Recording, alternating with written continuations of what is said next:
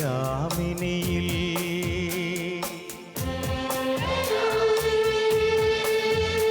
ഒഴുകും നിലാവലയിൽ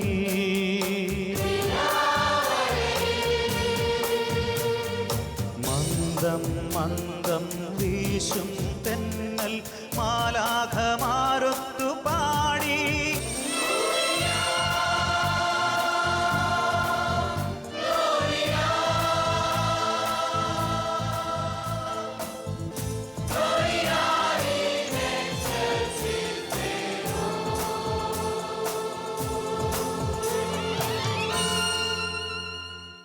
യേശുക്രിസ്തുവിൽ പ്രിയപ്പെട്ടവരെ, നാം എല്ലാവരും പുൽക്കൂടിനെ ലക്ഷ്യമാക്കി യാത്ര ആരംഭിച്ചിരിക്കുന്ന ഒരു സമയമാണ്. ആണ്ടുവട്ടത്തിൽ നമ്മുടെ ആരാധനാ വത്സരത്തിൽ യേശുക്രിസ്തുവിൻ്റെ പിറവി ആഘോഷിക്കുന്നതിന് നാം പ്രത്യേകമായി ഒരുങ്ങുന്നു. ഒരു കുടുംബത്തിൽ ഒരു ഉണ്ണി പിറക്കുമ്പോൾ എത്ര വലിയ ഒരുക്കങ്ങളാണ് പ്രത്യേകിച്ചും പണ്ട് കാലങ്ങളിൽ നടത്തിയിരുന്നത്. വീട് വൃത്തിയാക്കുന്നതിലും പിറന്നു വീഴുന്ന കുഞ്ഞിന് ഭൗതികമായ സൗകര്യങ്ങൾ ക്രമീകരിക്കുന്നതിനും ശ്രദ്ധിക്കുന്നതോടൊപ്പം ആന്തരികമായി ആത്മീയമായി ആ ഭവനം ഒരുങ്ങിയിരുന്നു എന്നുള്ളതാണ് സത്യം. കാലമേറെ മാറി. ഇന്ന് കുഞ്ഞുങ്ങൾ ഏറെയും പിറക്കുന്നത് ആശുപത്രികളിലാണ്. അതുകൊണ്ട് തന്നെ ഇത്തരത്തിലുള്ള ഒരുക്കങ്ങൾ, ഭൗതികമായ ഒരുക്കങ്ങൾ കുറഞ്ഞു എന്നുള്ളത് മാത്രമല്ല, ആത്മീയമായ ഒരുക്കങ്ങളും വളരെയേറെ കുറഞ്ഞിട്ടുണ്ട്. അത് കുഞ്ഞുങ്ങളെ ഉദരത്തിൽ സ്വീകരിക്കുന്ന കാര്യത്തിലായാലും, ആ കുഞ്ഞുങ്ങളെ ഉദരത്തിൽ ശ്രദ്ധയോടെ വളർത്തിക്കൊണ്ടുവരുന്ന കാര്യത്തിലായാലും, ആ കുഞ്ഞുങ്ങളെ ഈ ലോകത്തിലേക്ക് ദൈവമയക്കുന്ന വിശിഷ്ട ജന്മങ്ങളായി സ്വീകരിക്കുന്ന കാര്യത്തിലായാലും ഈ ഒരു അലംഭാവം കണ്ടുവരുന്നുണ്ട്. യഥാർത്ഥത്തിൽ അതൊക്കെ യേശുക്രിസ്തുവിനെ സ്വീകരിക്കാൻ വേണ്ടിയുള്ള ഈ ഒരുക്കത്തിൻ്റെ നാളുകളിലും പ്രകടമാണ്. പണ്ടൊക്കെ എത്ര നിഷ്ഠയോടെയാണ് നാം നോമ്പ് നോക്കിയിരുന്നത്. ഉപയോഗിച്ചിരുന്ന പാത്രങ്ങൾ, മാംസാഹാരം പാചകം ചെയ്യാൻ വേണ്ടി ഉപയോഗിച്ചിരുന്ന പാത്രങ്ങൾ പോലും മാറ്റിവെച്ച് പുതിയ പാത്രങ്ങളെടുത്ത് അതിൽ പാചകം ചെയ്ത് ഭക്ഷിച്ചിരുന്ന, അത്രമാത്രം നിഷ്ഠ പുലർത്തിയിരുന്ന ഒരു കാലമുണ്ടായിരുന്നു. എന്നാൽ അതൊക്കെ ഇന്ന് കൈമോശം വന്നിട്ടുണ്ട്. പല ചെറുപ്പക്കാരായ ഭാര്യമാരും പറയും, എൻ്റെ മിസ്റ്ററിന് നോൺ വെജിറ്റേറിയൻ ഇല്ലാതെ ഭക്ഷിക്കാൻ സാധിക്കില്ല. അപ്പോൾ അത് ചില കാഴ്ചപ്പാടുകളുടെ സൂചന കൂടിയാണ്. ഈ അവസരത്തിൽ ഈ 2016 സവിശേഷമായ ഒരുക്കത്തോടെ യേശുക്രിസ്തുവിനെ നമ്മുടെ ഹൃദയത്തിൽ, നമ്മുടെ കുടുംബങ്ങളിൽ, നമ്മുടെ ജീവിതത്തിൽ, നമ്മുടെ സമൂഹത്തിൽ സ്വീകരിക്കുന്നതിന് ആവശ്യമായ ഒരു വിശുദ്ധീകരണം ആവശ്യമുണ്ട്. അതിനുവേണ്ടി ഒരു ഒരുക്ക ധ്യാനത്തിലേക്ക് നാം പ്രവേശിക്കുകയാണ്. പ്രിയപ്പെട്ടവരെ, വിശുദ്ധ ഫ്രാൻസിസ് അസീസി തൻ്റെ ആത്മീയത കെട്ടിപ്പടുത്തത് 3 അടിസ്ഥാനങ്ങളിലാണ്. 1 പുൽക്കൂട്, 2 കുരിശ്, 3 സക്രാരി. യഥാർത്ഥത്തിൽ ഫ്രാൻസിസ് അസീസിയെ പോലെയുള്ള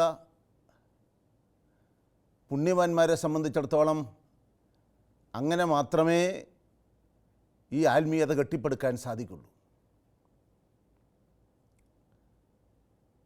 പുൽക്കൂടിലേക്ക് നാം നോക്കുന്ന, പുൽക്കൂട്ടിൻ്റെ ആത്മീയത കണ്ടെത്താൻ ശ്രമിക്കുന്ന, ഉണ്ണിയേശുവിൻ്റെ മുഖം കാണാൻ നാം പരിശ്രമിക്കുന്ന ഒരു കാലം. യഥാർത്ഥത്തിൽ ആരാധനാ വത്സരത്തിൽ നാം നടത്തുന്നത് ഒരു തീർത്ഥാടനമാണ്. യേശുവിൻ്റെ പിന്നാലെ നടത്തുന്ന ഒരു യാത്ര. അത് അമ്മയുടെ ഉദരത്തിൽ ഉരുവാകുന്ന മുഹൂർത്തം മുതൽ യേശുക്രിസ്തുവിൻ്റെ പിറവിയും യേശുക്രിസ്തുവിൻ്റെ പരസ്യജീവിതവും യേശു പ്രവർത്തിച്ച അത്ഭുതങ്ങളും യേശുവിൻ്റെ പീഡാനുഭവവും യേശുവിൻ്റെ മരണവും യേശുവിൻ്റെ പുനരുദ്ധാനവും എല്ലാം നാം അനുസ്മരിക്കുന്നുണ്ട്, ആഘോഷിക്കുന്നുണ്ട്. അവിടെയെല്ലാം യേശുവിൻ്റെ ജീവിതം നാം ധ്യാന വിഷയമാക്കുന്നു, അവിടുത്തെ തിരുമുഖം നാം ധ്യാന വിഷയമാക്കുന്നു. സൂര്യന് ചുറ്റും ഭൂമി ഇങ്ങനെ ചുറ്റുന്നത് പോലെ, വലം വയ്ക്കുന്നത് പോലെ നീതിസൂര്യനായ യേശുവിന് ചുറ്റും ഓരോ വിശ്വാസിയും വ്യക്തിയായി, കുടുംബമായി, സമൂഹമായി സഞ്ചരിക്കുകയാണ് വിവിധ ആരാധനാ കാലഘട്ടങ്ങളിലൂടെ ഓരോ വർഷവും ചെയ്യുന്നത്. അത് യേശു അനുഭവം സമ്പൂർണ്ണമാക്കാൻ വേണ്ടിയുള്ള പരിശ്രമത്തിൻ്റെ ഭാഗം കൂടിയാണ്.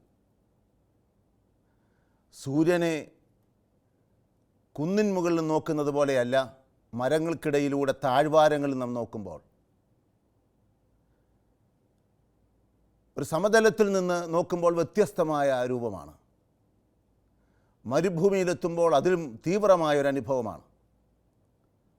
ഉദയസൂര്യനെ നോക്കുന്നത് പോലെയല്ല 10 മണിക്കും 12 മണിക്കും നട്ടുച്ചയ്ക്കും സൂര്യനിലേക്ക് നാം നോക്കുമ്പോൾ വ്യത്യസ്തമായ അനുഭവമാണ്.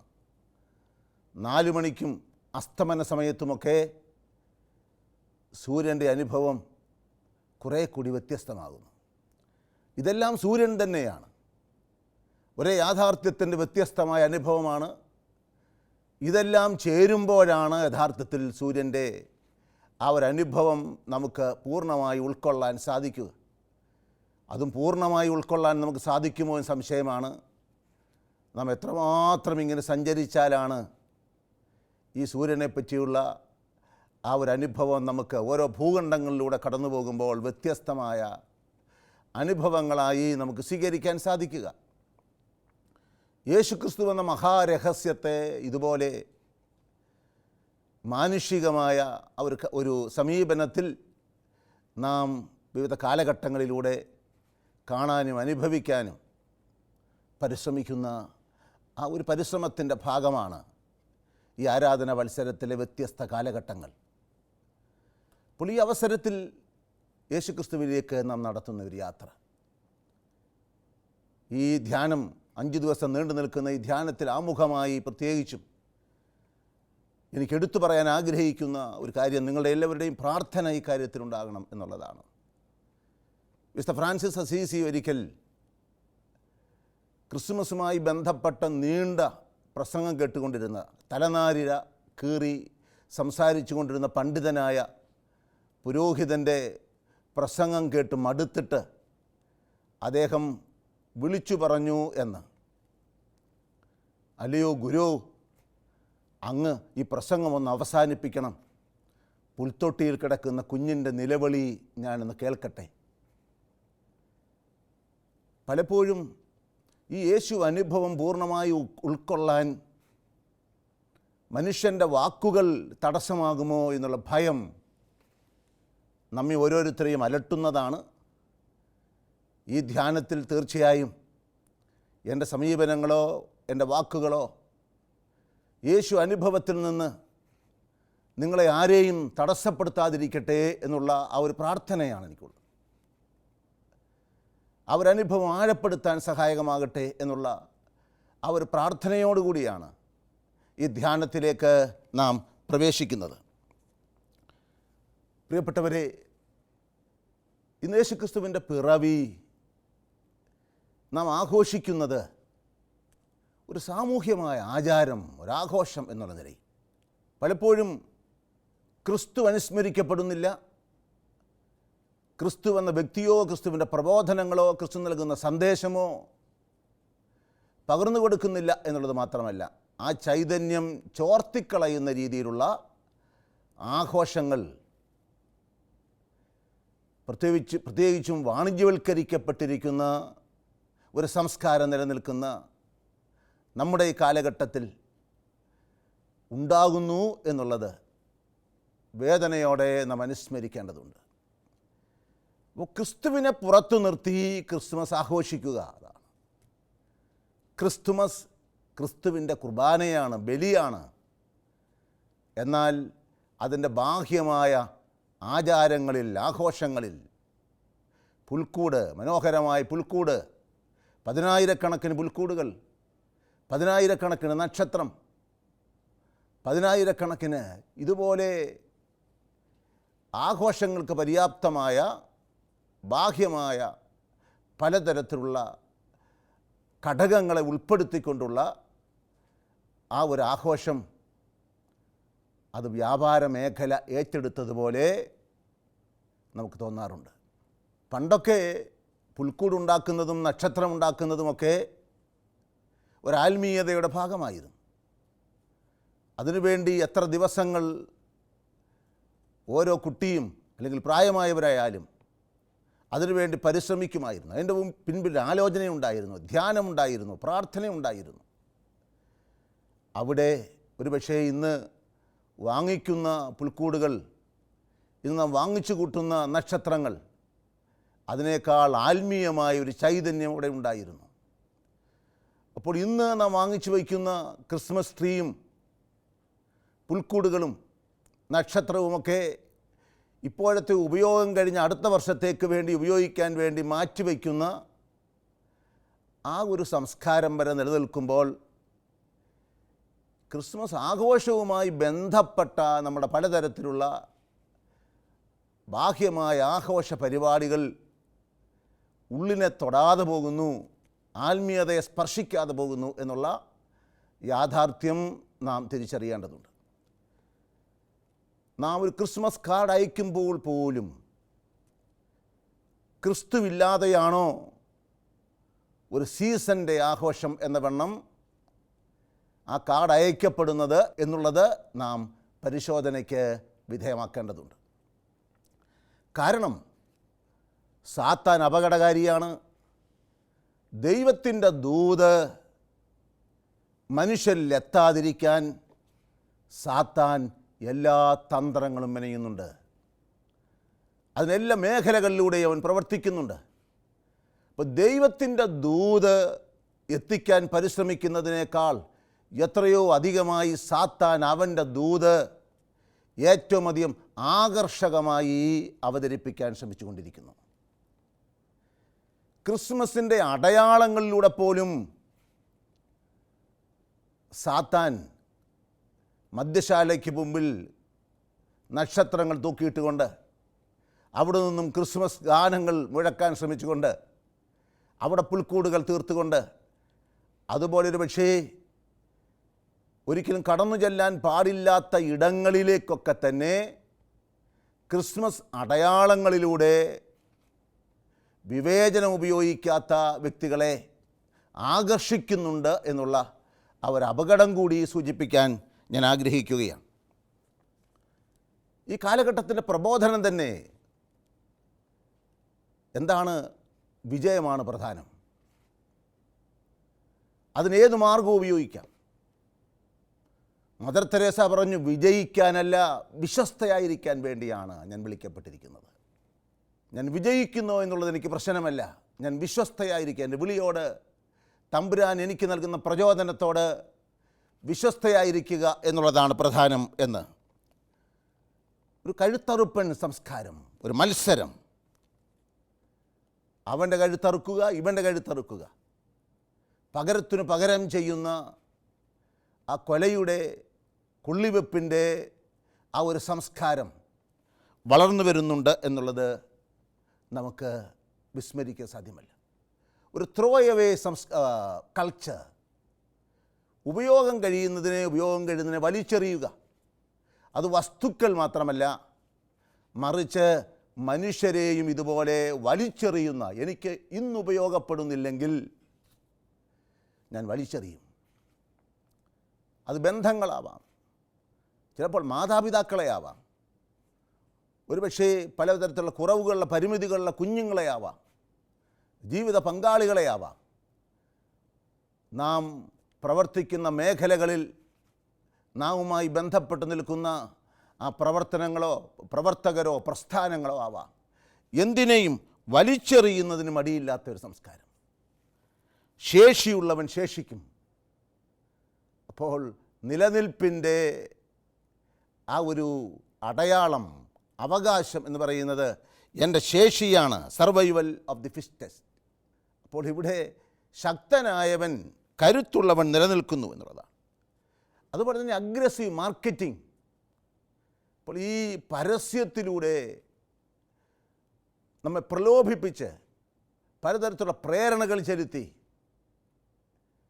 നമ്മെ പലതും വാങ്ങിച്ചു കൂട്ടുന്ന ഒരു സംസ്കാരത്തിലേക്ക്, ഒരു ഉപഭോഗ സംസ്കാരത്തിലേക്ക് നയിക്കപ്പെട്ടുകൊണ്ടിരിക്കുന്നു എന്നുള്ളത് നാം ഓർമ്മിക്കണം. ഇത് ഈ കാലഘട്ടത്തിൻ്റെ മാത്രം പ്രത്യേകതയല്ല. ഓരോ കാലഘട്ടത്തിലും സാത്താൻ അവൻ്റെ ദൂതെത്തിക്കാൻ എല്ലാ മാർഗങ്ങളും ഉപയോഗിച്ചിരുന്നു. കർത്താവായ യേശുക്രിസ്തു മനുഷ്യനായി ലോകത്തിൽ വന്നപ്പോൾ തന്നെ യേശുവിനെ വീഴ്ത്താനും ഈ മാർഗങ്ങളെല്ലാം സാത്താൻ ഉപയോഗിച്ചു. എന്താണോ അവൻ്റെ പ്രമാണം? അവൻ്റെ പ്രമാണം, നീ ദൈവമാകണം, നീ ദൈവപുത്രനാണെങ്കിൽ നീ അങ്ങനെ ചെയ്യണം, ഇങ്ങനെ ചെയ്യണം. അതാണ് പറുദീസായിൽ ദൈവത്തിൻ്റെ സ്നേഹം അനുഭവിച്ചുകൊണ്ട് കഴിഞ്ഞിരുന്ന ആദാമിനെയും ഹവ്വായെയും സാത്താൻ പ്രലോഭിപ്പിച്ചത് എന്താണ്? നീ മനുഷ്യനായിരുന്നാൽ പോരാ, നീ ദൈവമാകണം. ദൈവമാകണമെങ്കിൽ വിലക്കപ്പെട്ടതിൽ കൈവയ്ക്കണം. രുചിക്കാൻ പാടില്ല എന്ന് നിന്നോട് നിർദ്ദേശിച്ചിട്ടുള്ളത് രുചിക്കാൻ നീ തയ്യാറാകണം. ഈ നിയമങ്ങൾ പാലിച്ചുകൊണ്ടല്ല പോകേണ്ടത്, നിയമങ്ങൾ ലംഘിച്ചുകൊണ്ട് മാത്രമേ നിനക്ക് പിടിച്ചടക്കാൻ സാധിക്കുള്ളൂ. അതാണ്. അത് ദൈവിക നിയമങ്ങളായാലും സമൂഹത്തിൻ്റെ നിയമങ്ങളായാലും ആ സ്നേഹത്തിൻ്റെ ആ സുവിശേഷമായാലും ലംഘിച്ച് വലിയവരാകാൻ ശ്രമിക്കുക എന്നുള്ളതാണ്. ദൈവത്തിൻ്റെ മക്കൾ ദൈവത്തെക്കാൾ വലിയവരാണ് എന്ന് സ്ഥാപിക്കാൻ ശ്രമിക്കുക. അപ്പോൾ ദൈവാരാധന മാറ്റിവെച്ചിട്ട്, ദൈവസ്തുതിപ്പുകൾ മാറ്റിവെച്ചിട്ട് സ്വന്തം സ്തുതിപ്പുകൾ പാടുന്നവരായിത്തീരുന്നു എന്നുള്ളതാണ്. മാലാഖമാരുടെ സ്വരം ഇപ്പോൾ ഉയരുന്നത് അത്യുന്നതങ്ങളിൽ ദൈവത്തിന് മഹത്വം, അത്യുന്നതങ്ങളിൽ ദൈവത്തിന് മഹത്വം എന്ന ആ സ്തുതിപ്പുകൾ, മാലാഖമാരുടെ സ്തുതിപ്പുകൾ ദൈവത്തെ മഹത്വപ്പെടുത്തുന്ന സ്തുതിപ്പുകളാണ്.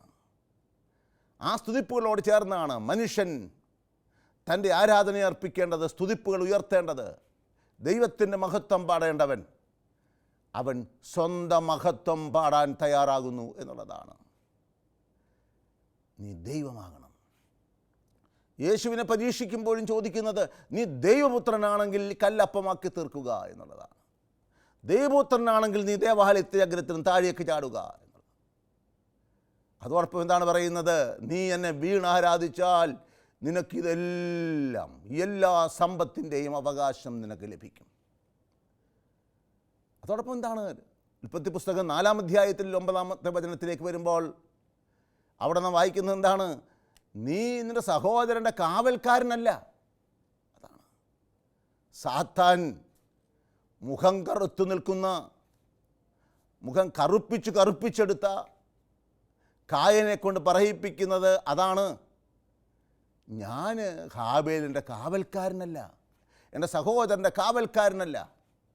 അപ്പോൾ ദൈവമാകാൻ ശ്രമിക്കുന്നവൻ, ദൈവത്തോട് മത്സരിക്കാൻ ശ്രമിക്കുന്നവൻ യഥാർത്ഥത്തിൽ സഹോദരൻ്റെ രക്തം വീഴ്ത്തും. അതാണ് യഥാർത്ഥത്തിൽ നാം പരസ്പരം കാവൽക്കാരാണ്, നാം സഹോദരങ്ങളാണ്. യഥാർത്ഥത്തിൽ സമാധാനവും സന്തോഷവും സ്വർഗം നൽകുന്ന സമാധാനം ക്രിസ്മസ് നമുക്ക് ഉറപ്പായി നൽകുന്നത് അത്യുന്നതങ്ങളിൽ ദൈവത്തിന് മഹത്വം കൊടുക്കുമ്പോൾ ഭൂമിയിൽ എല്ലാവർക്കും സമാധാനം. യഥാർത്ഥമായ സന്തോഷം. ദൈവത്തെ വെല്ലുവിളിക്കുന്നവൻ സഹോദരനെ വെല്ലുവിളിക്കും. ദൈവത്തെ അവിടെ മറുത്തു നിൽക്കുന്നവൻ സഹോദരനെ വെട്ടിവീഴ്ത്തും. അപ്പോൾ അതാണ് ചരിത്രത്തിൽ കണ്ടുകൊണ്ടേയിരിക്കുന്നത്. യേശുവിനോട് എന്താണ് പറയുന്നത്? നീ കല്ല് അപ്പമാക്കി ഭക്ഷിക്കുക. അപ്പോൾ എല്ലാ കല്ലുകളും അപ്പമാകാനുള്ളതാണോ? അതാണ് കാഴ്ചപ്പാട്. എല്ലാം എനിക്ക് അനുഭവിക്കാനുള്ളതാണ്, എനിക്ക് രുചിക്കാനുള്ളതാണ്, എല്ലാത്തിനെയും ഭക്ഷണമാക്കണം. അതാണ്. ആർക്ക് വേണ്ടി? മറ്റുള്ളവർക്ക് വേണ്ടി നീ കല്ലപ്പമാക്കി നൽകണമെന്നുള്ളതല്ല. മറ്റുള്ളവൻ്റെ വിശപ്പടക്കാൻ വേണ്ടി നീ കല്ലിനെ അപ്പമാക്കി കൊടുക്കണമെന്നല്ല. മറിച്ച് നീ ഭക്ഷിച്ച് തൃപ്തനാവണം. അതാണ്. മറ്റുള്ളവരുമായി പങ്കുവയ്ക്കുക എന്നുള്ളതല്ല. അപ്പോൾ എന്താണ്? ഈ ഉപവാസത്തിലൊന്നൊരു കാര്യമില്ല, ഈ പ്രാർത്ഥനയ്ക്കൊന്നൊരു കാര്യമില്ല, നിഷ്ഠാജീവിതത്തിലൊരു കാര്യമില്ല, വചനാധിഷ്ഠിതമായ ജീവിതം നയിക്കുന്നതിന് യാതൊരു കാര്യമില്ല. നീ എന്താണ്? നീ ഭക്ഷിക്കുകയും പാനം ചെയ്യുകയും ചെയ്തുകൊണ്ട് നീ ജീവിക്കുക എന്നുള്ള ആ ഒരു സന്ദേശമാണ് ലോകത്തിൽ നൽകാൻ ശ്രമിക്കുന്നത്. നീ ദേവാലയത്തിൽ അഗ്രത്തിലേക്ക് കയറുക. ദേവാലയത്തിൻ്റെ ഉള്ളിലല്ല പ്രവേശിപ്പിക്കുന്നത്. വളരെ അർത്ഥപൂർണമായിട്ടുള്ള ഒന്നാണ്. ദേവാലയത്തിൻ്റെ ഉള്ളിലേക്കല്ല, ദേവാലയത്തിൻ്റെ ഉള്ളിലേക്കല്ല, ദേവാലയത്തിൻ്റെ പ്രൗഢിയിലേക്കാണ് യേശുവിനെ നയിക്കുന്നത്. ദേവാലയത്തിൻ്റെ അഗ്രത്തിലേക്ക്. ദേവാലയത്തിൻ്റെ ഉള്ളിൽ ആരാധനയുണ്ട്, അവിടെ വചനം പങ്കുവയ്ക്കുന്നുണ്ട്, അവിടെ കൂട്ടായ്മയുണ്ട്. അതിൽ നിന്നും അകറ്റി പലപ്പോഴും എന്താണ് നമ്മുടെ ആത്മീയതയെ ബാഹ്യമായ തലത്തിൽ നിർത്തി നിർജീവമാക്കുന്നു, ചൈതന്യം ചോർത്തിക്കളയുന്നു എന്നുള്ളതാണ്. നീ എന്താണ് നിൻ്റെ മഹത്വം പ്രകടിപ്പിക്കേണ്ടത്? ഈ മുകളിൽ നിന്ന് താഴേക്ക് ചാടിക്കൊണ്ടാണ്. മുകളിൽ നിന്ന് താഴേക്ക് ചാടിക്കൊണ്ടാണ്. എന്തു പ്രയോജനം? മറ്റുള്ളവർക്ക് സുവിശേഷം അറിയിക്കാനുള്ള മാർഗം ഈ അത്ഭുതങ്ങളല്ല, മറിച്ച് യേശു സ്വീകരിച്ച ഈ പിറവിയുടെ പുൽക്കൂടിൻ്റെ ആ ഒരു ശൈലിയിലൂടെയാണ്. അതിൻ്റെ തുടർച്ചയായ പീഡാനുഭവത്തിൻ്റെയും മരണത്തിൻ്റെയും മാർഗത്തിലൂടെയാണ്, പരിത്യാഗത്തിൻ്റെ ശൂന്യവൽക്കരണത്തിൻ്റെ മാർഗത്തിലൂടെയാണ് എന്നുള്ളത് മനസ്സിലാക്കാൻ സാധിക്കുന്നില്ല. അതാണ്. നീ എന്താണ് പറയുന്നത്? അവനെന്താണ് പറയുന്നത്? നീ എന്നെ വീണ് ആരാധിച്ചാൽ ഇതെല്ലാം നിനക്ക് തരും. അതാണ് ഓരോ മനുഷ്യനോട് എന്ന് പറയുന്നത്. നീ ദൈവമെന്നും പള്ളിയെന്നും പട്ടക്കാരെന്നും കൂതാശയെന്നും വചനാധിഷ്ഠിത ജീവിതമെന്നും പറയുന്ന ഈ മടയത്തരങ്ങൾക്ക് പിന്നാലെയല്ല പോകേണ്ടത്. നീ എന്നെ വീണ് ആരാധിച്ചാൽ ഇതെല്ലാം നിനക്ക് തരാം. ഇതാണ് ലോകത്തിൻ്റെ സുവിശേഷം, ലോകത്തിൻ്റെ സന്ദേശം. പ്രിയപ്പെട്ടവരെ, നാം ഓർമ്മിക്കേണ്ടതുണ്ട്, ഇതിനു മധ്യേ ദൈവത്തിൻ്റെ സന്ദേശം പലപ്പോഴും സ്വീകരിക്കപ്പെടുന്നില്ല എന്ന്, ദൈവത്തിൻ്റെ ദൂത് സ്വീകരിക്കപ്പെടുന്നില്ല എന്നുള്ളതാണ് നാം മനസ്സിലാക്കേണ്ടത്. പലപ്പോഴും നമുക്കെന്താണ്, നമ്മുടെ ജീവിതത്തിൽ പലതരത്തിലുള്ള തിരിച്ചടികളുണ്ടാകും. ആ തിരിച്ചടികളിലൂടെ രോഗമാകാം, പരാജയമാകാം, ഒറ്റപ്പെടലാവാം, അതിലൂടെയൊക്കെ ദൈവം നമ്മോട് സംസാരിക്കുന്നുണ്ട്. നാം കെട്ടിപ്പൊക്കുന്ന ബാബേൽ ഗോപുരങ്ങൾ തകർന്നു പോകും എന്നുള്ളതും നാം തീർച്ചയായും അനുസ്മരിക്കേണ്ടതുണ്ട്. അപ്പോൾ ഇവിടെ ദൈവത്തിൻ്റെ ദൂത് സ്വീകരിക്കുന്ന പരിശുദ്ധ അമ്മ, വിശുദ്ധ യൗസേപ്പ് പിതാവ്, ദൈവത്തിൻ്റെ ദൂത് സ്വീകരിക്കുന്ന ഇടയന്മാർ, അടയാളങ്ങളിലൂടെ സ്വർഗത്തിൻ്റെ ദൂത് സ്വീകരിക്കുന്ന ജ്ഞാനികൾ, ആ തലമുറ അവസാനിക്കുന്നില്ല. ആ തലമുറ ഇങ്ങനെ തുടർന്നു കൊണ്ടേയിരിക്കുന്നു എന്നുള്ളതാണ്. ആ തലമുറ ഇങ്ങനെ തുടർന്നു കൊണ്ടേയിരിക്കുന്നു. അപ്പോൾ നിരന്തരം ഒരു പോരാട്ടമാണ്. സാത്താൻ അവൻ്റെ ദൂത് നിരന്തരം പ്രഘോഷിച്ചു കൊണ്ടിരിക്കുന്നു. എന്നാൽ ഈ വചന സ്വീകരണത്തിലൂടെ ദൈവത്തിൻ്റെ ദൂത് സ്വീകരിച്ചുകൊണ്ട് ഈ ലോകത്തിൽ നമുക്ക് സ്വർഗം പണിതുയർത്താൻ സാധിക്കുമെന്ന്, യേശുക്രിസ്തുവിനെ രക്ഷകനെ സ്വീകരിക്കാൻ സാധിക്കുമെന്നുള്ള ആ ഒരു പാഠം നാം തീർച്ചയായും ഉൾക്കൊള്ളേണ്ടതുണ്ട്. ഈ വചനം സ്വീകരിച്ച് മറ്റുള്ളവർക്ക് സ്വർഗത്തിൻ്റെ ദൂത് തലമുറകൾക്ക് പകർന്നു കൊടുക്കേണ്ടവർ പോലും ഇന്ന് തെറ്റായ മുൻഗണനകൾ കുട്ടികൾക്ക് നൽകി, മാതാപിതാക്കൾ, അധ്യാപകർ, പ്രായമായവർ തെറ്റായ മുൻഗണനകൾ നൽകിക്കൊണ്ട് അവരെയൊക്കെ വഴിതെറ്റിക്കുന്ന അപകടകരമായൊരു സാഹചര്യവും നാം കാണുന്നുണ്ട്. പ്രിയപ്പെട്ടവരെ, ഈ അവസരത്തിൽ നമുക്ക് സ്വർഗത്തിലേക്ക് തിരിയാം. ഈ ലോകത്തിലെ നിഷേധാത്മകമായ സംസ്കാരം, സാത്താൻ കെട്ടിപ്പൊക്കിക്കൊണ്ടിരിക്കുന്ന ഈ സംസ്കാരം, ആ സംസ്കാരത്തിനെതിരെയുള്ള പോരാട്ടത്തിൽ നാം പങ്കാളികളാകണം.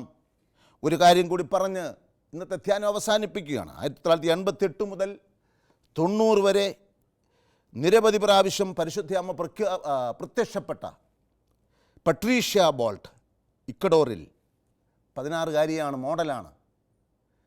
അവർക്ക് നൽകിയ വെളിപ്പെടുത്തൽ, പ്രിയപ്പെട്ടവരെ, നാം മറക്കരുത്. മദ്യപാനം, മയക്കുമരുന്ന്, സാത്താന്യ സംഗീതം, ഇവയിൽ നിന്ന് പിൻവാങ്ങണം. സാത്താൻ്റെ മാർഗമാണത്. ഫാഷനുകൾ സാത്താൻ വിജയിക്കുന്ന ഇടങ്ങളാണ്. ശരീരം പ്രദർശിപ്പിക്കുന്നവർക്ക് ശിക്ഷയുണ്ടാകും. സാത്താൻ മഹത്വം പ്രാപിക്കുന്നു. സാത്താൻ്റെ മുദ്രകൾ പേറുന്നവരുടെ എണ്ണം വർദ്ധിക്കുന്നു. സാത്താനിൽ അഭിമാനിക്കുന്നവരുണ്ടാകും. അപ്പോൾ സാത്താൻ നൃത്തവും സാത്താൻ്റെ ഏജൻറ്റുകളായി മാറുന്ന വ്യക്തികളും അവിടെ സൗന്ദര്യവും ദൈവം നൽകിയിരിക്കുന്ന ആ നന്മകളുമെല്ലാം മറ്റുള്ളവരെ വഴിതെറ്റിക്കുന്നതിന് വേണ്ടി ഉപയോഗിക്കുന്നവരും യഥാർത്ഥത്തിൽ സ്വർഗത്തിൻ്റെ ദൂത് സ്വീകരിക്കാതെ സാത്താൻ്റെ ദൂത് സ്വീകരിച്ച് പകർന്നു കൊടുക്കുന്നവരാണ് എന്നുള്ള ആ ഒരു നൊമ്പരപ്പെടുത്തുന്ന യാഥാർത്ഥ്യം നാം തിരിച്ചറിയേണ്ടതുണ്ട്. ദൈവം നൽകിയിരിക്കുന്നതെല്ലാം കൃപകളാണ്, എനിക്കുള്ളതെല്ലാം ദൈവത്തിൻ്റെ ദാനമാണ് എന്നേറ്റു പറഞ്ഞുകൊണ്ട് അതിലൂടെ ദൈവത്തിൻ്റെ കൃപ തിരിച്ചറിഞ്ഞുകൊണ്ട് ദൈവത്തെ മഹത്വപ്പെടുത്താനും അതിലൂടെ ദൈവം നൽകുന്ന സന്ദേശം മറ്റുള്ളവർക്ക് പകർന്നു കൊടുക്കാനും ഇടയായി തീരട്ടെ എന്ന് പ്രാർത്ഥിക്കാം. പ്രിയപ്പെട്ടവർ, ഒരു നിമിഷം നമുക്ക് ഏകാഗ്രമായി നമ്മുടെ ചിന്തകളെ കർത്താവിൻ്റെ സന്നദ്ധിയിൽ സമർപ്പിക്കാം. സർവശക്തനായ ദൈവമേ, ഞങ്ങളുടെ കണ്ണുകൾ തുറക്കണമേ, ഞങ്ങളുടെ കാതുകൾ തുറക്കണമേ. പുൽക്കൂട്ടിലേക്കുള്ള യാത്രയിൽ പരിശുദ്ധ അമ്മ സ്വർഗത്തിൽ നിന്ന് സ്വീകരിച്ച ആ സന്ദേശം, നീ ഒരു പുത്രനെ പ്രസവിക്കും, അവന് നീ യേശു എന്ന് പേരിടണം. പരിശുദ്ധ അമ്മ അസ്വസ്ഥയായി നിരവധി സംശയങ്ങളുമായി മുന്നോട്ട് വന്നു. മാലാഖ അവൾക്ക് പുതിയ പുതിയ വെളിച്ചം നൽകി. പരിശുദ്ധ അമ്മ തന്നെ സമർപ്പിച്ചു. ഇതാ കർത്താവിൻ്റെ ദാസി, നിൻ്റെ ഹിതമെന്നിൽ നിറവേറട്ടെ. അവളിലൂടെ രക്ഷകൻ വചനം മാംസം ധരിച്ച് ഭൂമിയിൽ അവതീർണനായി. ഈ രക്ഷകനെ സ്വീകരിക്കാൻ ഔസേപ്പ് പിതാവിന് ഇതുപോലെ ദൂത് ലഭിച്ചു. ഈ രക്ഷകനെ തിരിച്ചറിയാൻ ആട്ടിടയന്മാർക്ക് സ്വർഗത്തിൻ്റെ ദൂത് നൽകി, ജ്ഞാനികൾക്ക് സ്വർഗത്തിൻ്റെ അടയാളങ്ങൾ നൽകി. അവയെല്ലാം സ്വീകരിച്ച് ആ പുൽക്കൂട്ടിലെത്തി അവരുടെ ജീവിതം സമർപ്പിച്ചു. യേശുക്രിസ്തുവുമായി ബന്ധപ്പെട്ടവരുടെ ജീവിതം വിട്ടുകൊടുത്തു. ഞങ്ങളുടെ ബലഹീനമായ ജീവിതത്തെ തിരുസന്നിധിയിൽ സമർപ്പിക്കുന്നു. വിശുദ്ധീകരിക്കണമേ, വഴി നടത്തണമേ. പ്രിയപ്പെട്ടവരെ, തുടർന്ന് വിശുദ്ധ കുർബാനയുടെ ആരാധനയിലേക്ക് നമുക്ക് പ്രവേശിക്കാം.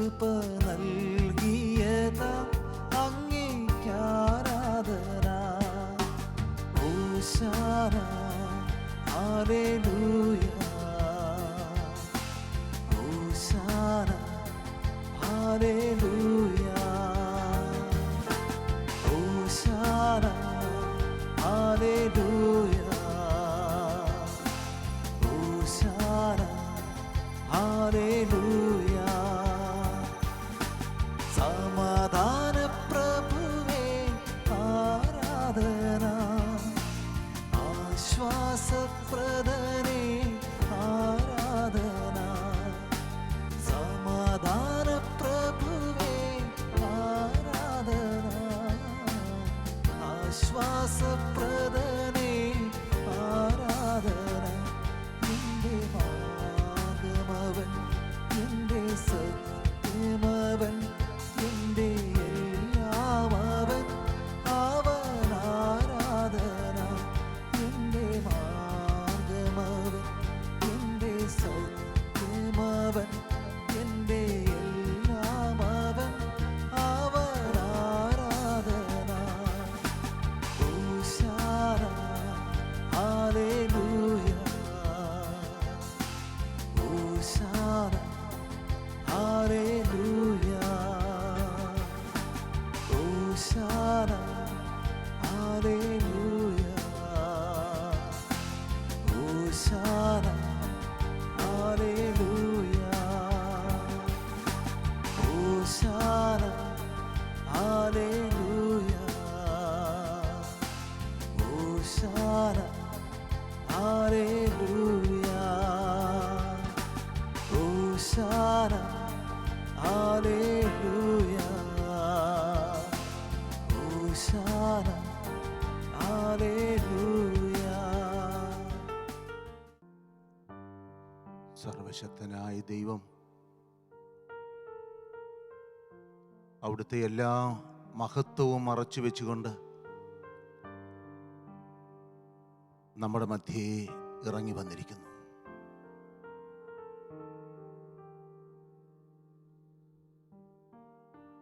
എൻ്റെ ദൈവമേ, അവിടുത്തെ മഹത്വം വെളിപ്പെടുത്തിക്കൊണ്ട് എഴുന്നള്ളി വന്നിരുന്നെങ്കിൽ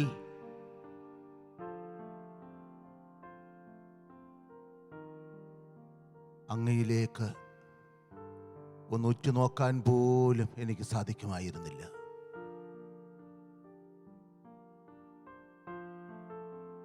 അവിടുത്തെ വലിയ കരുണയ്ക്ക്, അവിടുത്തെ വലിയ സ്നേഹത്തിന് ഞങ്ങൾ നന്ദി പറയുന്നു.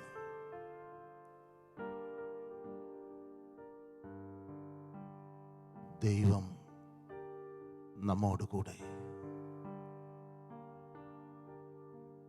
സ്വർഗം നമ്മോടുകൂടെ.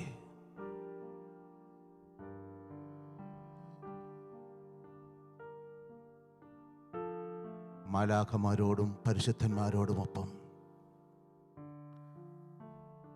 അവിടുന്ന് നമ്മുടെ മധ്യേ ഇറങ്ങി വന്നിരിക്കുന്നു. നമ്മുടെ ദൈവമേതാ, നമ്മോടു കൂടെയിതാ. നമ്മുടെ ദൈവം നമ്മോടുകൂടെ. നമ്മുടെ ദൈവമേതാ, നമ്മോടു കൂടെയിതാ. ആ ദൈവ സാന്നിധ്യം നമുക്ക് അനുഭവിച്ചറിയാൻ ശ്രമിക്കാം. താരയിൽ ഈ തിരുവോസ്തിയിൽ നമ്മുടെ ഇടയിലിതാ. എൻ്റെ ഇടയനായ ദൈവമേ, നമ്മുടെ ദൈവമേ, തിരുവോസ്തിയിൽ അവിടുത്തെ രൂപം നമ്മോട് കൂടെ. അവിടുന്ന് മറച്ചു വെച്ചിരിക്കുന്നു. എൻ്റെ ഉൾക്കണ്ണുകളെ തുറന്നു തരണമേ, അവിടുത്തെ ഒന്ന് കാണാൻ, അവിടുത്തെ സാന്നിധ്യം സജീവമായൊരു അനുഭവമായി സ്വീകരിക്കാൻ എന്നോട് കരുണ ചൊരിയണമേ.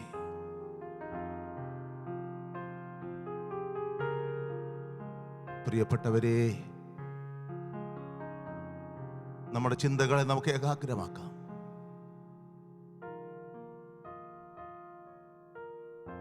തിരുവോസ്തിയിൽ മറഞ്ഞിരിക്കുന്ന ഈ ദിവ്യ സാന്നിധ്യം ലോകത്തിന് നൽകുന്ന സന്ദേശം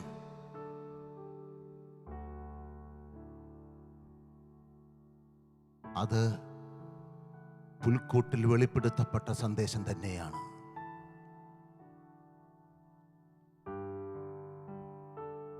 മാലാഖമാർക്ക്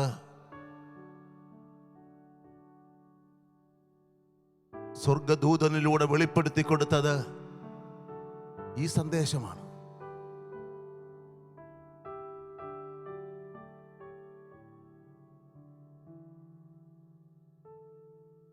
ജ്ഞാനികൾക്ക് നക്ഷത്രമെന്ന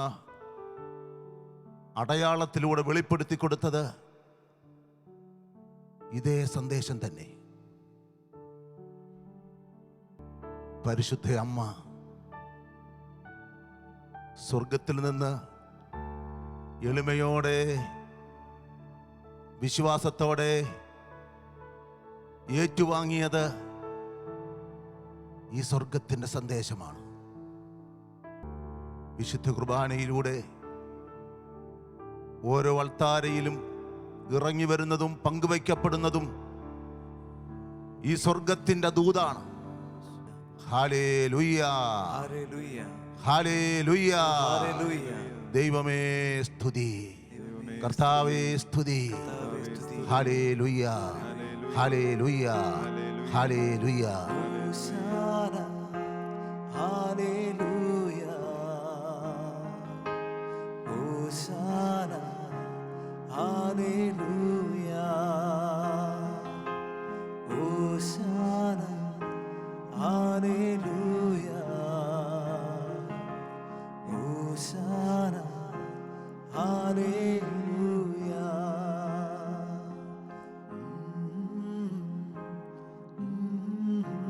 ഈ സ്വർഗത്തിൻ്റെ സന്ദേശം, നിത്യമായ സന്ദേശം ഏറ്റുവാങ്ങിയവർ തലമുറകളിൽ അനേകരുണ്ട്.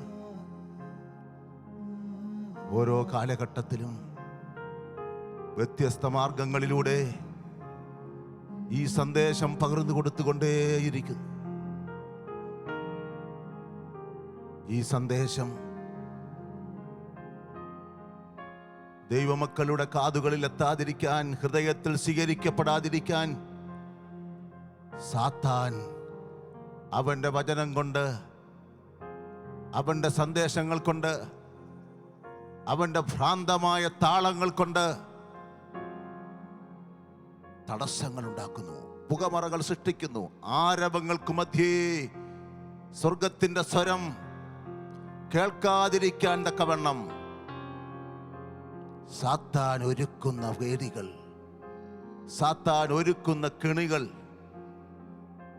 സാത്താൻ ചിട്ടപ്പെടുത്തുന്ന താളങ്ങൾ പറുദീസായിൽ സാത്താൻ ഇറങ്ങി വന്ന് ദൈവത്തിൻ്റെ സ്നേഹത്തിലും ദൈവത്തിൻ്റെ കരുണയിലും ദൈവത്തിൻ്റെ വചനത്തിലും ഉറ്റിരുന്ന ആദിമാതാപിതാക്കളെ തെറ്റിച്ചു. അവരിലേക്ക് അയച്ച പ്രലോഭനങ്ങൾ ദൈവത്തെ ആരാധിക്കേണ്ടവനല്ല, മറിച്ച് നീ ദൈവമാകേണ്ടവനാണ്, നീ വിലക്കപ്പെട്ടത് ഭക്ഷിച്ചുകൊണ്ട് ദൈവത്തിൻ്റെ വചനത്തെ നിഷേധിച്ചുകൊണ്ട് നീയും ദൈവമാകണം. ഈ പ്രലോഭനത്തിനു മുമ്പിൽ പരാജയപ്പെട്ട ആദ്യ മനുഷ്യൻ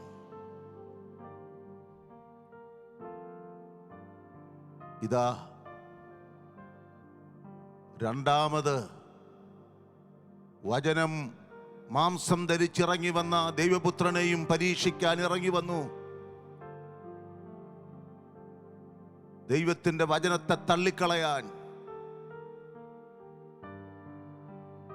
സാത്താൻ സ്വന്തം വചനവുമായി ഇറങ്ങി വന്നു. നീ ഭക്ഷിക്കണം, നിനക്കാവുന്നത്ര ഭക്ഷിക്കണം. നീ വിശപ്പറിയേണ്ട കാര്യമില്ല, നീ ഉപവസിക്കേണ്ട കാര്യമില്ല, നീ തപസ്സനുഷ്ഠിക്കേണ്ടവനല്ല.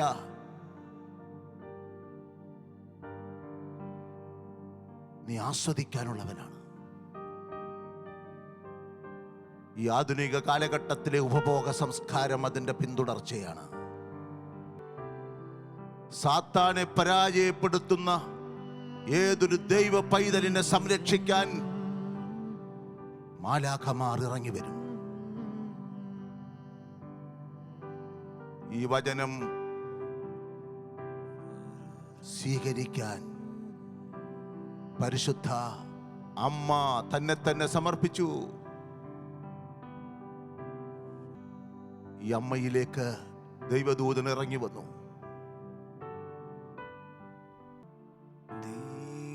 ദൈവപിതാവേ, എന്നുടെ താതൻ നീ, ദൂതന്മാരാ പകൽ വാഴ്ത്തിയിടുന്നു.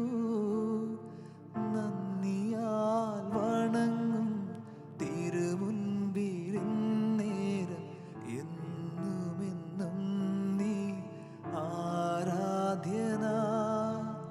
നന്ദിയാൽ വണങ്ങും തിരുമുൻപിൽ നേരം എന്നുമെന്നും നീ ആരാധ്യനാ.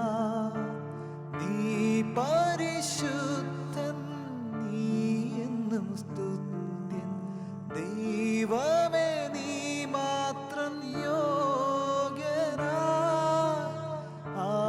ആരാധനയും സ്തുതി ബഹുമാനവും സ്വീകരിക്കാൻ എന്നും നീ യോഗ്യനാ.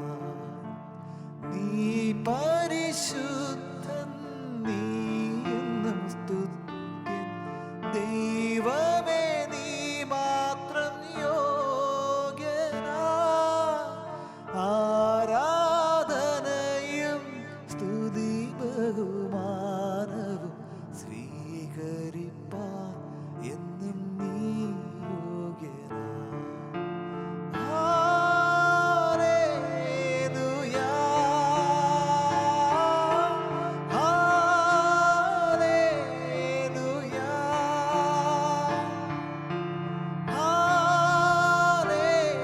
ഹല്ലേലൂയാ, ഹല്ലേലൂയാ.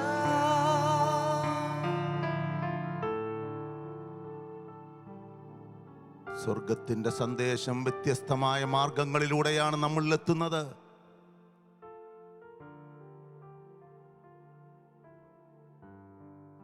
പ്രസംഗവേദികളിലൂടെയും കുമ്പസാരക്കൂടുകളിലൂടെയും വ്യക്തിപരമായ പ്രാർത്ഥനയിലൂടെയും വചനധ്യാനത്തിലൂടെയും എല്ലാം അവിടുത്തെ വചനം, അവിടുത്തെ സന്ദേശം നമ്മളിലെത്തും.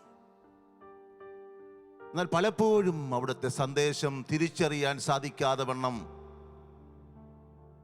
വേദനകളിലൂടെ, തകർച്ചകളിലൂടെ, രോഗങ്ങളിലൂടെ, ഒറ്റപ്പെടലിലൂടെ, പലതരത്തിലുള്ള തിക്താനുഭവങ്ങളിലൂടെ നമ്മിലേക്ക് കടന്നു വരാറുണ്ട്. മാലാഖ ഇന്നറിയിക്കുന്ന ദൂതുകൾ, സ്വർഗമറിയിക്കുന്ന ദൂതുകൾ വ്യത്യസ്തമായ മാർഗങ്ങളിലൂടെയാണ്.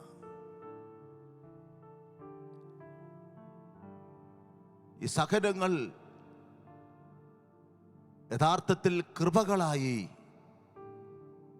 ദൈവം നമ്മെ സ്പർശിക്കുന്ന മുഹൂർത്തങ്ങളായി തിരിച്ചറിഞ്ഞ് ഈ സഹനങ്ങളിലൂടെ സ്വർഗം നൽകുന്ന സന്ദേശം സ്വീകരിച്ച് രക്ഷണീയമാക്കാൻ നമുക്ക് സാധിക്കണം. പരിശുദ്ധാത്മാവിൻ്റെ അഭിഷേകത്തിലൂടെ, അത് ആ ഒരു വെളിച്ചത്തിലൂടെ മാത്രമേ നമുക്ക് വേദനയുടെ മുഹൂർത്തങ്ങളിൽ ദൈവത്തിൻ്റെ ഇടപെടലുകൾ തിരിച്ചറിയാൻ കഴിയൂ. സക്കറിയ ഊമനായി, പക്ഷേ അതിന് ശിക്ഷയായിട്ടല്ല സക്കറിയ സ്വീകരിച്ചത്, അതൊരു അടയാളമാക്കി മാറ്റാൻ സക്കറിയായി കഴിഞ്ഞു. അതൊരു ധ്യാനമായി രൂപാന്തരപ്പെടുത്താൻ സക്കറിയായി കഴിഞ്ഞു. 400 വർഷങ്ങൾ അടഞ്ഞുകിടന്ന സ്വർഗത്തിന്റെ വാതിൽ തുറക്കപ്പെട്ടത് സക്കറിയായുടെ മുമ്പിലാണ്.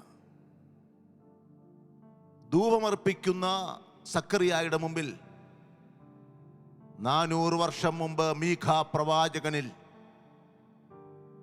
വെളിപ്പെടുത്തപ്പെട്ട ആ ഒരു സന്ദേശം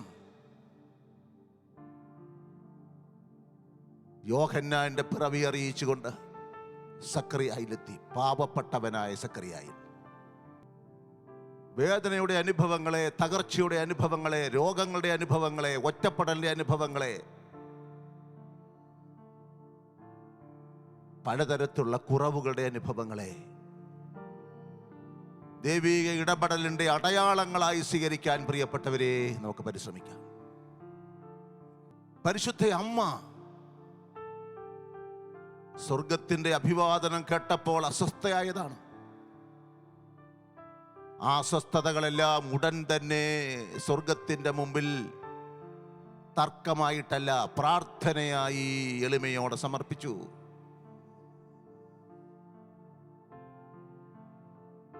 അത് പുതിയൊരു അഭിഷേകത്തിലേക്കാണ് നയിച്ചത്. പരിശുദ്ധാത്മാവ് ഇറങ്ങി വന്നു.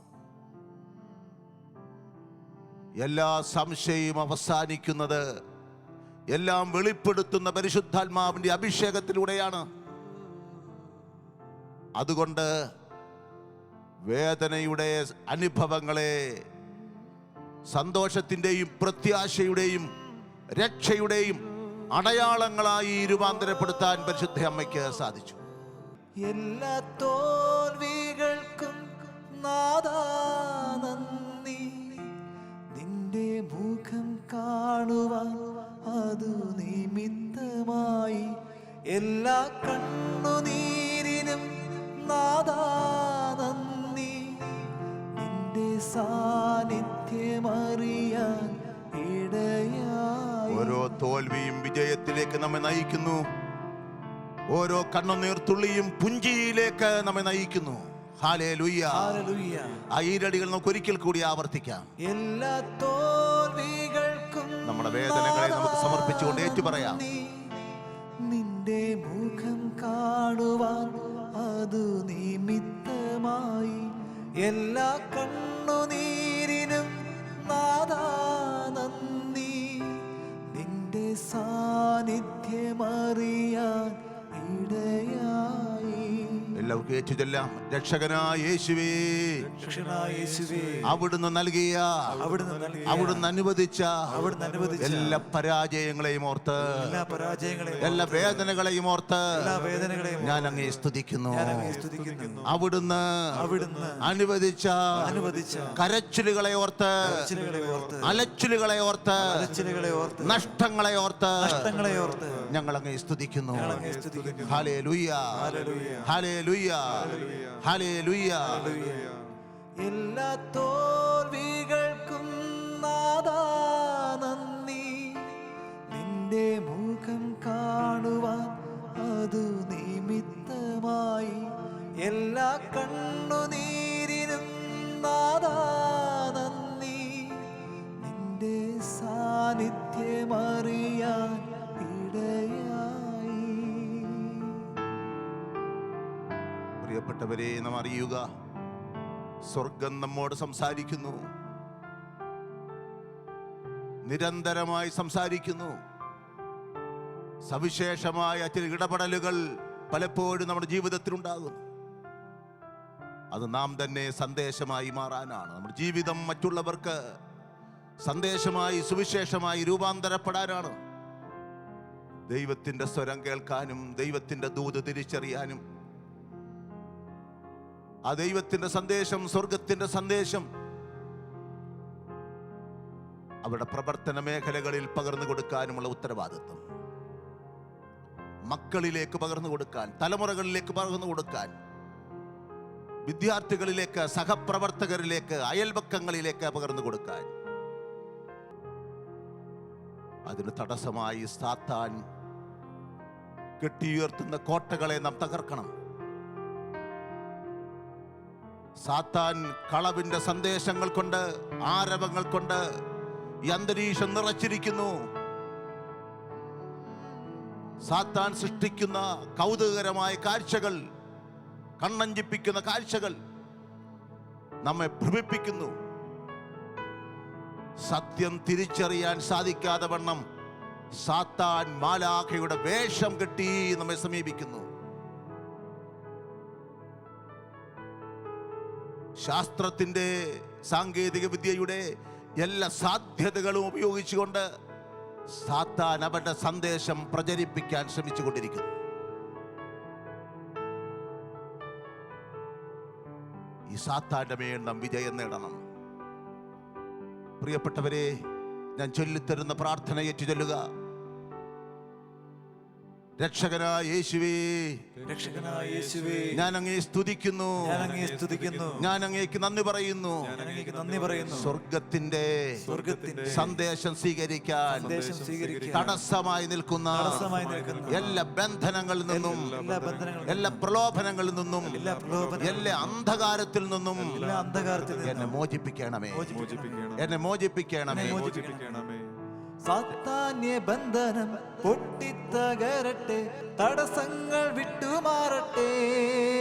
സാത്താനെയും അവന്റെ എല്ലാ ആഡംബരങ്ങളെയും പൊട്ടിത്തകരട്ടെ, അവന്റെ എല്ലാ പ്രവർത്തനങ്ങളെയും അവൻ കെട്ടി ഉയർത്തുന്ന എല്ലാ കോട്ടകളെയും യേശു ക്രിസ്തുവിന്റെ നാമത്തിൽ അവിടുത്തെ രക്ഷണീയ കർമ്മങ്ങളുടെ യോഗ്യതയാൽ ബലഹീനനായി എനിക്ക് നൽകപ്പെട്ടിരിക്കുന്ന ശ്രേഷ്ഠാചാരിത്വത്തിന്റെ അധികാരം ഉപയോഗിച്ചുകൊണ്ട് ഞാൻ ബന്ധിക്കുന്നു, ബഹിഷ്കരിക്കുന്നു. സാത്താന്റെ കോട്ടകളെ തകർക്കട്ടെ, തടസ്സങ്ങൾ സന്ദേശം സ്വീകരിക്കുന്നതിന് തടസ്സമാകണം. സാത്താൻ പ്രചരിപ്പിക്കുന്ന എല്ലാ കളവുകളെയും അതിലെ എല്ലാ ഉറവിടങ്ങളെയും സാത്താന്യ പ്രവർത്തനങ്ങളെയും യേശുക്രിസ്തുവിന്റെ തിരുരക്തത്തിന്റെ യോഗ്യതയാണ് എനിക്ക് നൽകപ്പെട്ടിരിക്കുന്ന ശ്രേഷ്ഠാചാരിത്വത്തിന്റെ അധികാരം ഉപയോഗിച്ചുകൊണ്ട് ഞാൻ തകർക്കുകയും നിർവീര്യമാക്കുകയും ചെയ്യുന്നു. ഹല്ലേലൂയ, ഹല്ലേലൂയ, ഹല്ലേലൂയ, ഹല്ലേലൂയ. പ്രിയപ്പെട്ടവരെ, ബലഹീനരായ നമ്മളെ ഓരോരുത്തരെയും അവിടുത്തെ സന്നദ്ധിയിൽ എളിമയോടെ സമർപ്പിക്കാം. ബന്ധനങ്ങൾ വിട്ടുമാറട്ടെ, സാത്താന്യ ബന്ധനം പൊട്ടിത്തകരട്ടെ, സ്വർഗത്തിന്റെ രഹസ്യങ്ങൾ സ്വീകരിക്കാൻ തക്കവണ്ണം ബലഹീനരായ ഞങ്ങളുടെ ഹൃദയങ്ങളെ തുറക്കണമേ. ബന്ധനം കഠിനമായി പോയ ഞങ്ങളുടെ ഹൃദയത്തെ ആർദ്രതയുള്ളതാക്കി തീർക്കണമേ. വെറുപ്പിന്റെയും വിദ്വേഷത്തിന്റെ ഇടത്തിലേക്ക് സ്നേഹവൻ അഭിഷേകമായി ഇറങ്ങി വരണമേ. നീങ്ങിപ്പോകട്ടെ ആത്മശക്തിയാ, എല്ലാവിധ ശാപങ്ങളും നീങ്ങിപ്പോകട്ടെ ആത്മശക്തിയാ. യേശുവേ, നിന്നാത്മാവാ ശക്തീകരിക്കണമേ, നിൻ വേല ചെയ്തിടുവാ, നിൻ സാക്ഷിയായിടുവാ. യേശുവേ, നിന്നാത്മാവാ ശക്തീകരിക്കണമേ, നിൻ വേല ചെയ്തിടുവാ, നിൻ സാക്ഷിയായിടുവാ, നിൻ സാക്ഷിയായിടുവാ. കർത്താവിന്റെ ആശീർവാദം സ്വീകരിച്ചുകൊണ്ട് നമ്മുടെ ജീവിതത്തിന്റെ എല്ലാ മേഖലകളെയും നമുക്ക് വിശുദ്ധീകരിക്കാം.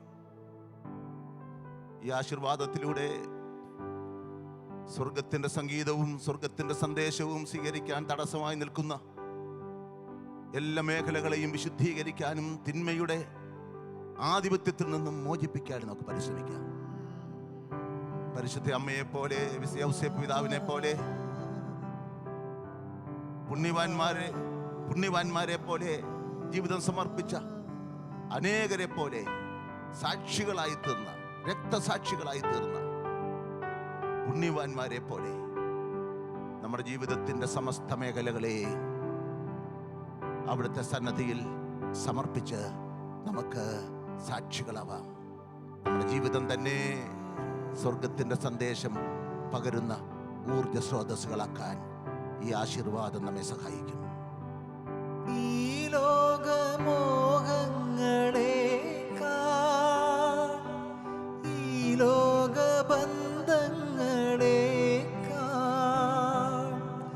എല്ലാറ്റിലും ഉപരിയായി ഈശോയെ അങ്ങേ ഞാൻ സ്നേഹിക്കുന്നു. ഈ ലോകമോഹങ്ങളേക്കാൾ,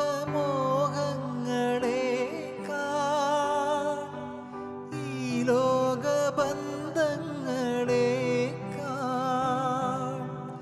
എല്ലാറ്റിലും ഉപരിയായി ഈശോയെ അങ്ങേ ഞാൻ സ്നേഹിക്കുന്നു. പരിശുദ്ധ പരമമാ കാരുണ്യമേ എന്നുമെന്നും അങ്ങേക്കാരാധന. പരിശുദ്ധ പരമമാ ദിവ്യ കാരുണ്യമേ എന്നുമെന്നും അങ്ങേക്കാരാധന. പരിശുദ്ധ പരമമാ ദിവ്യ കാരുണ്യമേ എന്നുമെന്നും അങ്ങേക്കാരാധന. പരിശുദ്ധ പരമമാ ദിവ്യ കാരുണ്യമേ എന്നുമെന്നും അങ്ങേക്കാരാധന. പരിശുദ്ധ പരമമാ ദിവ്യ കാരുണ്യമേ എന്നുമെന്നും അങ്ങേക്കാരാധന.